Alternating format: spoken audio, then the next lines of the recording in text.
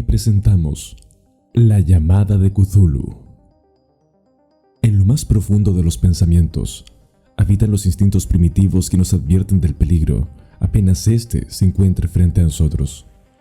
Si dicho ápice de sentido común me hubiese puesto sobre aviso antes, quizás no hubiese acabado condenando mi razón a una vorágine de horror y locura. Mi pesadilla inició el día que mi tío George Angel dejó este mundo. Era un profesor de lingüística de una universidad de excelencia, donde solía investigar sucesos paranormales vinculados a las anomalías de la neurociencia y conductas de las personas. Cuando supe de que mi tío estaba en sus últimos momentos, fui en su busca para acompañarle en su lecho final. Él no era un hombre de muchas palabras, aunque yo sabía con claridad cuando algo le afectaba con fuerza. Antes de morir, me confió a modo de herencia el fruto de sus trabajos e investigaciones más recientes. Ignoraba la naturaleza de esos escritos, aunque mi intuición me daba indicios de que algo peculiar había en su contenido. Después de fallecer mi querido tío, con una disimulada resiliencia, traje a mi despacho el baúl con los documentos que había significado el fruto de su esfuerzo. Conforme revisaba los papeles que mi tío me había dejado, más me daba cuenta del enfoque que tenía el trabajo de su vida. Esperaba encontrar apuntes sobre su disciplina o estudios que por lo general no eran de mi interés. En su lugar, hallé escritos sobre culturas paganas, ritos ancestrales e incluso noticias en periódicos sobre desapariciones. Nada de esto estaba dentro de lo que conocía de mi tío Ángel. Mientras revisaba los documentos, mi atención se desvió hacia una peculiar pieza de arte que estaba entre ellos. Habrán pasado días desde que la vi por primera vez, pero la recuerdo con claridad. Era una tablilla de arcilla, aunque los motivos artísticos que en ella estaban no se parecía en nada de lo que había visto antes. Hecha en una aparente bajo relieve, se veía la imagen de una suerte de calamar que emergía de las aguas con su mirada fija en mí. Debajo de él rezaba el siguiente texto cuyo significado jamás pude entender: Pungli Glavnav Cthulhu Relay Agavnark Aftagan. No me extrañaría que mi tío tuviese interés en un objeto como este, pues ese texto no me recordaba a nada de este mundo. De todas maneras, quise dar rienda suelta a mi curiosidad y seguí investigando los escritos. No pasaron muchos minutos hasta que encontré un registro a modo de apunte que había hecho mi tío sobre un estudiante de arte llamado Henry Wilcox. El 1 de noviembre de 1907, la policía de Nueva Orleans había recibido un alarmado mensaje de la región pantanosa del sur. Los colonos, gente primitiva, pero de buen natural, descendientes en su mayor parte de Lafitte, eran presas del pánico a causa de algo desconocido que había invadido la región durante la noche. Se trataba en apariencia de un culto vudú, pero de una especie más terrible que todo lo que ellos conocían. Desde que el malévolo tam-tam había comenzado a sonar incesantemente en aquellos bosques oscuros donde nadie osaba aventurarse, habían desaparecido varias mujeres y niños. Se habían oído gritos irracionales, chillidos desgarradores y cantos lúgubres, y unas llamas diabólicas habían bailado en la espesura. Los vecinos, añadía el aterrorizado mensajero, no podían soportarlo. En las primeras horas de la tarde, 20 policías partieron en 2 carrichoques y un automóvil, guiados por el tembloroso colono. Cuando el camino se hizo intransitable, abandonaron los vehículos y durante varios kilómetros chapotearon en silencio a través de los espesos bosques de cipreses, donde nunca penetraba la luz del día. Raíces tortuosas y nudos malignos de musgo español retardaban la marcha, y de vez en cuando una pila de piedras húmedas o fragmentos de una pared en ruinas hacían más depresiva aquella atmósfera que los árboles deformados y las colinas de hongos contribuían a crear. Al fin apareció un miserable conjunto de chozas, y los histéricos colonos corrieron a agruparse alrededor de las vacilantes linternas. El apagado golpear de los tam-tams se oía débilmente a lo lejos. La brisa traía muy de en cuando un chillido que helaba la sangre. Un resplandor rojizo parecía filtrarse por entre el follaje pálido, más allá de las interminables avenidas de las noches selváticas. A pesar de su repugnancia a quedarse nuevamente solos, todos los habitantes del lugar se negaron a avanzar un solo paso hacia la escena del culto maldito. De modo que el inspector Legrace y sus 19 colegas tuvieron que aventurarse sin guías por aquellas negras arcadas de horror donde ninguno de ellos había puesto el pie. La región en que ahora entra la policía tenía tradicionalmente muy mala fama y en su mayor parte no había sido explorada por hombres blancos. Algunas leyendas se referían a un lago secreto en que vivía una colosal y enorme criatura, algo parecida a un pólipo y de ojos fosforescentes y, según los colonos, unos demonios de alas de murciélago salían a medianoche de sus cavernas para adorar al monstruo. Afirmaban que éste estaba allí antes que la salle de los indios y aún de las bestias y los pájaros del bosque. Era una verdadera pesadilla y verlo significaba la muerte. Pero si aparecía en los sueños de los hombres, y eso bastaba para que estos se mantuviesen alejados, la orgía vudú se desarrollaba en los límites extremos del área aborrecida. Pero aún así el emplazamiento era bastante malo, y eso quizá había aterrorizado a los colonos más que los chillidos o incidentes. Solo la poesía o la locura podían haber reproducido los ruidos que oyeron los hombres de Legrace mientras atravesaban lentamente el sombrío pantano, acercándose a la luz rojiza y a los apagados tam-tams. Hay una cualidad vocal propia de las bestias, y nada más terrible que oír una de ellas, cuando el órgano de donde proviene debería emitir otra cosa. Una furia animal y una licencia orgiástica se exacerbaban allí hasta alcanzar alturas demoníacas con gritos y aullidos extáticos que reverberaban en los bosques tenebrosos como ráfagas pestilentes surgidas de los abismos del infierno. De vez en cuando cesaban los gritos, lo que parecía un coro de voces roncas entonaba la odiosa melopea. Punglim Emglafnav, Cthulhu Relay, Anglafnak, Faktagan.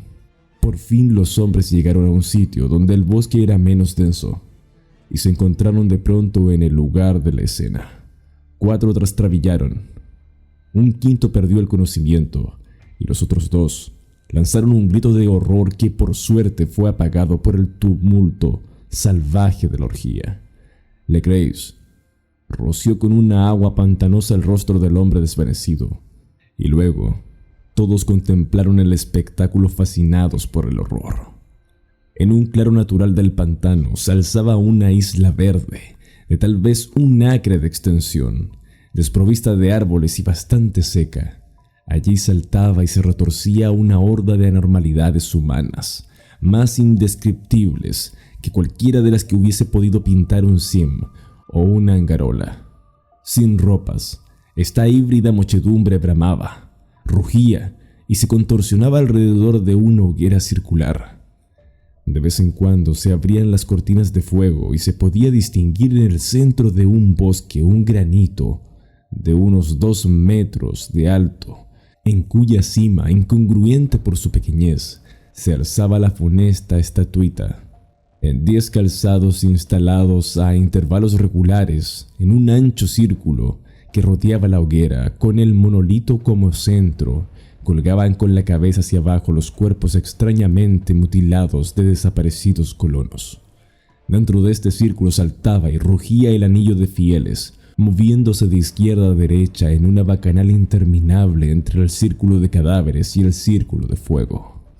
Pudo haber sido la imaginación o pudo haber sido un simple eco, pero uno de los hombres, un impresionante español, creyó oír que las invocaciones eran seguidas por unas respuestas antifonales que procedían de un lejano y sombrío lugar, situado en lo más profundo de aquel bosque de leyenda.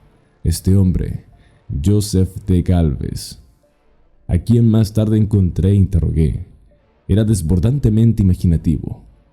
Llegó a decir que había oído el débil golpear de unas grandes olas y que había vislumbrado unos ojos luminosos y una enorme masa blanca detrás de los árboles más lejanos. Pero creo que estaba demasiado influido por las supersticiones locales. La inactividad de los hombres paralizados fue completamente de poca duración. El deber venció pronto todas las dudas, y aunque los celebrantes debían de llegar al centenar, la policía, confiada en sus armas de fuego, interrumpió en medio de la horda. Durante 5 minutos el caos y el tumulto fueron indescriptibles. Hubo furiosos golpes, disparos y huidas, pero finalmente la Grace pudo contar 47 prisioneros a los que obligó a vestirse rápidamente y que rodeó de policías. 5 de los celebrantes habían muerto y otros 2 muy mal heridos fueron transportados por sus cómplices en improvisadas parihuelas. La imagen del monolito fue sacada con todo cuidado y llevada por Legrace. Examinados en el cuartel de policía, luego de un viaje agotador, los prisioneros resultaron ser mestizos de muy baja ralea y mentalmente débiles. Eran en su mayor parte marineros y había algunos negros y mulatos, procedentes casi todos de las islas de Cabo Verde, que daban un cierto matiz vudú a aquel culto heterogéneo. Pero no se necesitaron muchas preguntas para comprobar que se trataba de algo más antiguo y profundo que un fetichismo africano. Aunque degradados e ignorantes, los prisioneros se mantuvieron fieles, con sorprendente consistencia, a la idea central de su aborrecible culto. Adoraban, dijeron, a los grandes antiguos que eran más anteriores al hombre y que habían llegado al joven mundo desde el cielo. Los antiguos se habían retirado ahora al interior de la tierra y al fondo del mar, pero sus cadáveres se habían comunicado en sueños con el primer hombre, quien inventó un culto que nunca había muerto. Este era ese culto, y los prisioneros dijeron que había existido siempre y que siempre existiría, ocultándose en las lejanías desiertas y lugares retirados hasta que el gran sacerdote Cthulhu saliese de su sombría morada en la ciudad submarina de R'lyeh para reinar otra vez sobre la tierra. Algún día vendría cuando los astros ocuparan una determinada posición y el culto secreto estaría allí esperándolo. Mientras tanto no podían decir nada más. Se trataba de un secreto que ni siquiera la tortura podría arrancarles. La humanidad no era lo único consciente en la tierra, pues había unas formas que emergían de la sombra para visitar a sus escasos fieles. Pero estos no eran los grandes antiguos. Ningún ser humano había visto a los antiguos. El ídolo de piedra representaba al gran Cthulhu, pero nadie podía decir si los otros eran o no como él. Nadie era capaz de descifrar ahora la antigua escritura. Muchas cosas se transmitían oralmente. La invocación ritual no era el secreto. Este no se comunicaba nunca en voz alta. El canto significaba: en su casa de R'lyeh Cthulhu espera soñando. Lo que la policía logró obtener salió en su mayor parte de un viejísimo mestizo llamado Castro, quien pretendía haber tocado puertos distantes y hablado con los jefes inmortales del culto en las tinieblas de China. El viejo recordaba fragmentos de odiosas leyendas que empequeñecían las especulaciones de los teósofos y hacían de nuestro mundo algo reciente y fugaz. En ciclos más lejanos, otros seres habían gobernado la tierra, habían vivido en grandes ciudades y sus vestigios podían encontrarse aún. Le habían dicho a Castro, los inmortales de China, en unas piedras ciclópeas de algunas islas del Pacífico. Habían muerto muchísimo antes de la aparición del hombre, pero había artes que podrían revivirlos cuando los astros volvieran a ocupar su justa posición en los cielos de la eternidad. Estos seres, indudablemente, procedían de las estrellas y habían traído sus imágenes con ellos. Estos grandes antiguos, continuó Castro, no eran de carne y hueso, tenían forma. ¿No lo probaba acaso esta imagen estelar? Pero esa forma no era material. Cuando las estrellas eran propicias, iban de mundo en mundo a través del cielo, pero cuando eran desfavorables, no podían vivir. Pero aunque no viviesen, no habían muerto en realidad. Yacían todos en casas de piedras en la gran ciudad de R'lyeh, preservada por los sortilegios del gran Cthulhu, para el día que las estrellas y la tierra pudiesen recibir su gloriosa resurrección. Pero en esa época alguna fuerza exterior debía ayudar a la liberación de sus cuerpos. Los conjuros que impedían que se descompusieran impedían también que se moviesen, y los antiguos tenían que contentarse con yacer y pensar en la oscuridad mientras transcurrían millones de años. Conocían todo lo que ocurría en el mundo, pues su lenguaje consistía en la transmisión del pensamiento. En ese mismo instante hablaban en sus tumbas, cuando luego, de un caos infinito, aparecieron los primeros hombres. Los grandes antiguos hablaron a los más sensibles moldeándole los sueños. En los primeros tiempos, algunos hombres escogidos habían hablado en sueños con aquellos seres, pero luego algo había pasado. La gran ciudad de piedra de R'lyeh, con sus monolitos y sepulcros, se había hundido bajo las olas y las aguas de los abismos, con ese misterio primigenio en que nadie había pensado ni siquiera en penetrar. Habían interrumpido esas citas espectrales, pero los recuerdos no morían, y los altos sacerdotes afirmaban que cuando los astros fuesen favorables, la ciudad volvería a la superficie. Entonces los viejos espíritus de la tierra, mohos y sombríos, saldrían de sus subterráneos y propagarían los rumores recogidos allá, en olvidados fondos del océano. Pero de ellos el viejo Castro no se atrevía a hablar. Se interrumpió de pronto y ni la persuasión ni las sutilezas pudieron arrancarle otras informaciones. Tampoco quiso mencionar curiosamente el tamaño de los antiguos. En cuanto al culto, afirmó que su centro debía encontrarse en los desiertos intransitados de Arabia, donde Irem, la ciudad de los pilares, sueña aún intacta y secreta. No tenía relación alguna con la brujería europea y solo era conocido por sus miembros. Ningún libro aludía a él, aunque los chinos inmortales decían que en el Necronomicon del árabe loco Abdul al-Hazred había un sentido oculto que el iniciado podía interpretar de muy diversas maneras, especialmente en el tan discutido dístico. No está muerto quien puede yacer eternamente, y en épocas extrañas hasta la muerte puede morir.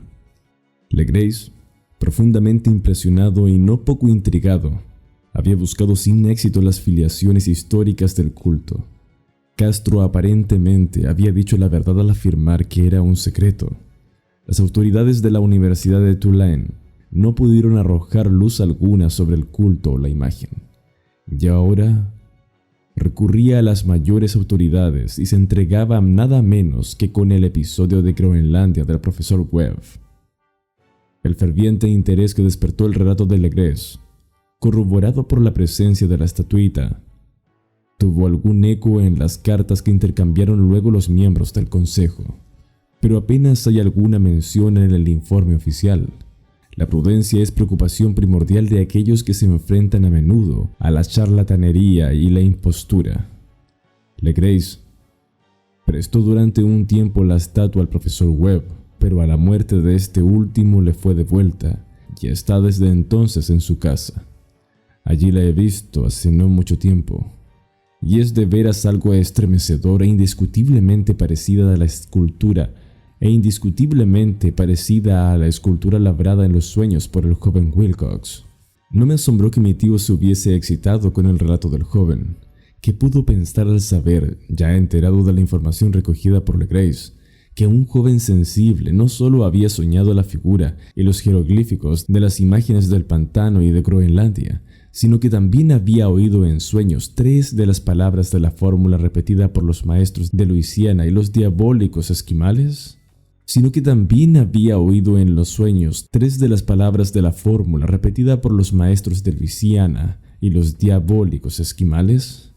Era natural que el profesor Angel hubiese iniciado instantáneamente una minuciosa investigación, aunque yo en mi interior sospechaba que el joven Wilcox había oído hablar del culto y había inventado una serie de sueños para acrecentar el misterio ante los ojos de mi tío.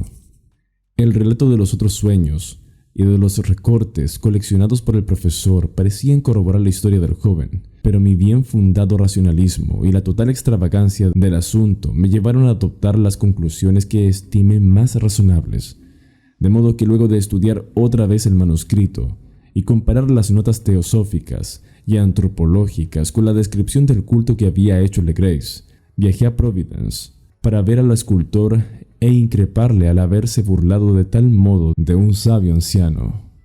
Wilcox vivía aún, solo en el Fleur de Lys de la calle Thomas, desagradable imitación victoriana de la arquitectura bretona del siglo XVII. La fachada del estuco del hotel lucía ostentosamente entre las escantadoras casas coloniales y la sombra del más hermoso campanario georgiano que pudiera verse en Norteamérica. Encontré a Wilcox en sus habitaciones, sumido en su labor, y comprendí enseguida por las piezas que lo rodeaban que su genio era profundo y auténtico. Creo que durante un tiempo Wilcox figuraba entre los grandes decadentes, pues se ha cristalizado en arcilla y reflejará un día en el mármol esas pesadillas y fantasías evocadas en prosa por Arthur Machen y que Clark Ashton Smith ha hecho visibles en versos y pinturas. Moreno, frágil y de aspecto un poco descuidado, Wilcox se volvió lánguidamente y sin dejar su silla me preguntó qué deseaba. Cuando le dije quién era, manifestó cierto interés, pues mi tío había excitado su curiosidad al examinar sus raros sueños, aunque sin expresar las razones de ese examen. Sin sacarlo de su ignorancia, traté prudentemente de hacerlo hablar. Poco a poco me bastó para convencerle de que era absolutamente sincero. Hablaba de sus sueños de un modo inequívoco. Sus sueños y sus residuos conscientes habían infundido profundamente en su arte y me mostró una estatua mórbida cuyo modelo me estremeció, casi por la fuerza de su oscura sugestión. No recordaba haber visto el original excepto en el bajo relieve, creado durante un sueño, pero los contornos se habían formado insensiblemente bajo sus manos. Era sin duda la forma gigantesca de la que había hablado en su delirio. Comprobé muy pronto que no sabía nada del culto, salvo lo que el constante interrogatorio de mi tío había dejado escapar, y traté otra vez de concebir de modo que podía haber recibido esas impresiones sobrenaturales. Hablaba de sus sueños de un modo extrañamente poético, haciéndome ver con terrible claridad la ciudad ciclópea de piedra verde y musgosa, cuya geometría, añadió curiosamente, eran totalmente errónea, y oí otra vez con un temor expectante el subterráneo llamado mental, Cthulhu Eftang, Cthulhu Eftang. Esas palabras figuraban en la temible invocación que evocaba el sueño vigilia de Cthulhu en su bóveda de piedra de Riley, y a pesar de mis racionales ideas me sentí profundamente perturbado. Wilcox, era indudable, había oído hablar casualmente del culto, y lo había olvidado enseguida en la masa de las lecturas y concepciones igualmente fantásticas. Más tarde, en virtud de su impresionable carácter, el culto había encontrado un modo de expresión subconsciente en los sueños. El bajorrelieve de arcilla y la estatua que yo estaba ahora contemplando, de modo que la superchería había sido involuntaria. El joven tenía unos modales un poco afectados y un poco vulgares que me desagradaban de veras, pero yo ya estaba dispuesto a admitir tanto su genio como su honestidad. Me despedí amablemente y le deseé todo el éxito que su talento prometía. El asunto del culto continuó fascinándome y a veces imaginaba poder adquirir un gran renombre investigando su origen y relaciones. Visité Nueva Orleans, hablé con Legrais y otros de los que habían participado en aquella vieja expedición. Examiné la estatuita y hasta interrogué a los prisioneros que todavía vivían. El viejo Castro, por desgracia, había muerto hace varios años, lo que escuché entonces de viva voz, aunque no fue más allá que una confirmación detallada de los escritos de mi tío. Acrecentó mi interés y tuve la seguridad de estar sobre la pista de una religión muy antigua y secreta, cuyo descubrimiento me convertiría en un antropólogo famoso. Mi actitud era aún entonces absolutamente materialista, como aún quisiera que lo fuese, y por una inexplicable perversidad mental, Rechacé la conciencia de los sueños y los recortes coleccionados por el profesor Ángel. Hubo algo, sin embargo, que comencé a sospechar y que ahora creo saber. La muerte de mi tío no fue nada natural. Cayó al suelo en la colina, una de las estrechas callejuelas que partían de unos muelles donde abundaban los mestizos extranjeros, luego del descuidado empujón de un marinero de tez oscura. Yo no había olvidado que los oficiales de Luisiana se distinguían por la mezcla de sangres y sus intereses marinos, y no me hubiera sorprendido conocer la existencia de agujas venenosas y métodos criminales secretos tan faltos de piedad como aquellas creencias y ritos misteriosos. La Grace y sus hombres, es cierto, no habían sido molestados, pero en Noruega acaba de morir un marino que veía cosas. ¿No pudieron haber llegado a oídos siniestros las investigaciones realizadas por mi tío luego de encontrarse con el escultor? Creo hoy que el profesor Ángel murió porque sabía o quería saber demasiado. Es posible que me espere un fin semejante, pues yo también he aprendido mucho. El siguiente archivo que encontré hablaba sobre una expedición náutica en el Pacífico Sur, donde incluía un incidente fatal relacionado con el buque Alert. Poco describían estos documentos al respecto, excepto que había un superviviente de aquella embarcación de nombre Gustav Johansen. Quise averiguar sobre la suerte del marinero, cosa que me llevó a Australia, donde se hallaron los restos de un naufragio que tenían relación con el accidente de Alert. Al investigar con detalle en su interior, pude encontrar otra estatuilla de alarmante parecido a la que narró la Grace y la tablilla de Wilcox. Estos hallazgos y algo de suerte buscando información llevaron mis pasos a Noruega, donde hallé pistas sobre Johansen. Para mi mala suerte, el pobre había muerto a manos de un par de marineros indígenas, por lo que pude inferir, este accidente no era para nada cuestión del azar. Sabía algo, y por lo visto era demasiado como para permitirle seguir viviendo. La fortuna se acordó de mí por una parte, al saber que la viuda de Johansen tenía en su poder unos manuscritos sobre la travesía del Alert, hechos por su marido.